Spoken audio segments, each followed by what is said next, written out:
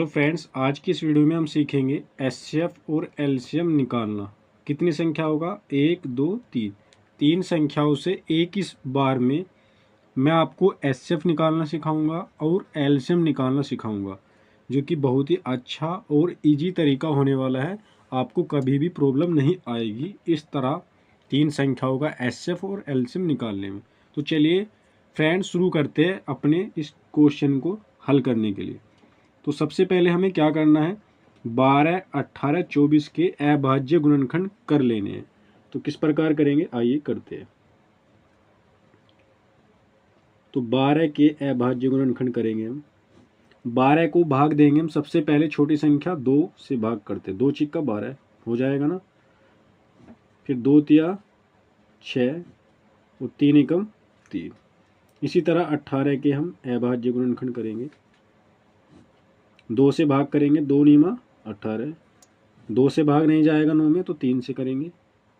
3 तिया 9 और 3 एकम 3। इसी तरह हम 24 के अभाज्य गुणनखंड करेंगे। 2 से भाग करेंगे, 2 एकम 2, 2 दूनी 4, 2 छिक्का 12, 2 तिया 6 और 3 एकम 3। ठीक है फ्रेंड्स, इतना काम करने के बाद आपको वापस से इन 12, 18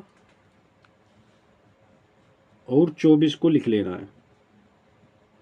लिखने के बाद बराबर का चिन्ह लगा दो इनके सामने। फिर इनके अभाज्य गुणनखंड लिख दो। 12 का अभाज्य गुणनखंड 2 मल्टीप्लाई 2 मल्टीप्लाई 3, इस तरीके से लिखना। फिर इधर से उठाकर 18 के लिख दो। 2 मल्टीप्लाई 3 मल्टीप्लाई 3। इसी तरह 24 के 2 मल्टीप्लाई 2 मल्टीप्लाई 2 मल्टीप्लाई 3। ठीक है फ्रेंड्स, इतना काम करने के बाद आपको क्या करना है? इनकी घेरे बना लेने हैं। आपको क्या बनाने हैं फ्रेंड्स? घेरे। आपको ये देखना, इस वाली लाइन में 12 वाले अभाज्य गुणनखंड, 18 के अभाज्य गुणनखंड और 24 के अभाज्य गुणनखंड में कॉमन क्या आ रहा है? 1 1 1, सॉरी ऐसे कह सकते हैं, यहाँ पर 2, यहाँ पर 2, यहाँ पर 2 कॉमन है। तो एक संख्या तो ये वाला घेरा बन गया आपका। क्या यहाँ पर 2 है? हाँ जी। यहाँ पर 2 है? नहीं है। यहाँ पर है, तो अभी छोड़ दीजिए इसको। यहाँ पर 3 3 दिखाई दे रहा, तो इसको आप घेरा बना लीजिए।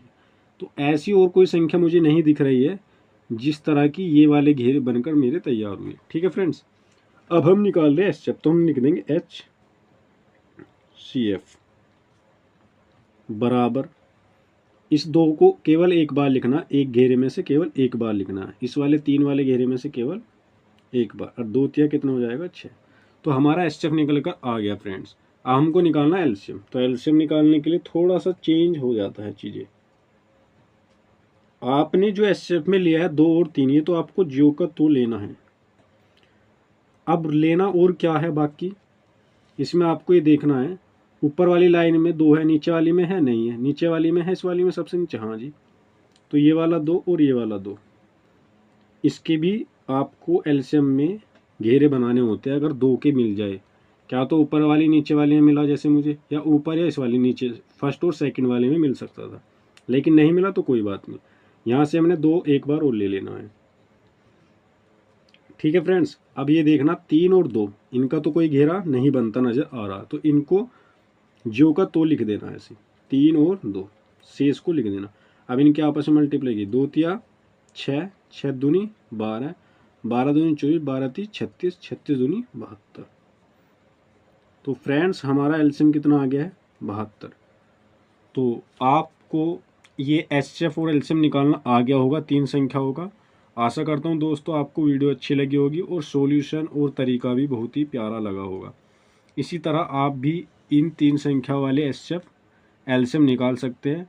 चार संख्याओं का भी ऐसे निकलता है। यदि यहाँ पर चार संख्या आ जाती, 12, 18, 24 की जगह 36, 24, मतलब 24 से अलग संख्या चौथी संख्या 36 होती, या 48, कुछ भी होता है, XYZ मान लेते कोई और संख्या होती। तो ऐसी मैं आपको एक HW में कोई क्वेश्चन दे दूं, जिससे कि आपको कमेंट बॉक्स में मुझे एचसीएफ और एलसीएम लिख के बताना है। अगर आपने उसका निकालना आ गया आपको, तो समझो आप एचसीएफ एलसीएम और बहुत सारी संख्याओं का निकाल सकते, किसी का भी। मान लीजिए मैंने आपको दे दिया 15, 35,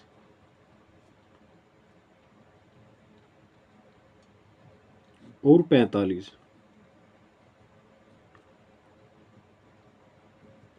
ये आपका HW मान लीजिए कि मैंने आपको HW में दे दिया है, क्योंकि आप जब तक आप पेन कॉपी नहीं उठाओगे तो आप कैसे सीखोगे। ठीक है, अपने आप भी प्रैक्टिस कीजिए और इस क्वेश्चन का सॉल्यूशन निकालिए SF और LCM पर। ठीक है, तो मुझे आप कमेंट में कर सकते हैं। यदि आपको नहीं आता तो किसी भी तरीके से कोई भी प्रॉब्लम आए तो मुझे कमेंट करें, मैं वापस से